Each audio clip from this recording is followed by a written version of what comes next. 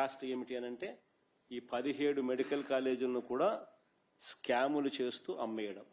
ఇది climax, height of corruption అంటే ఇదే.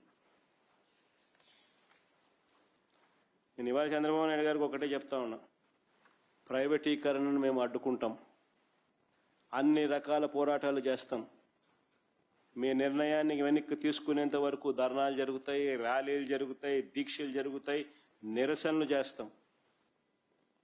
నేను కూడా అక్కడక్కడ పార్టిసిపేట్ కూడా చేస్తా. అన్ని రకాలుగా దీన్ని అడ్డుకునే కార్యక్రమం, అడ్డుకునే ప్రయత్నం జరుగుతుంది. నేను ఒక్కనే కాదు, నేను రాష్ట్ర వ్యాప్తంగా రాష్ట్ర శ్రేయస్సు కోరే ప్రతి ఒక్కరికి కూడా పిలుపునిస్తా ఉన్నా, ప్రతి పార్టీకి కూడా పిలుపునిస్తా ఉన్నా, అందరూ కలిసి రండి అని కూడా అడుగుతా ఉన్నా. ఇది రాష్ట్రానికి సంబంధించిన ఆస్తులు. ఈ ఆస్తుల వల్ల ప్రజలకు మంచి జరుగుతుంది. ఈ ఆస్తుల వల్ల ప్రజలకు జరిగే శాశ్వత మంచిని చంద్రబాబు నాయుడు తీసేసే ప్రయత్నం చేస్తూ ఉన్నాడు. దీన్ని అడ్డుకునే కార్యక్రమంలో ప్రతి ఒక్కరూ కూడా ముందుకు రావాలని కోరుతా ఉన్నాం.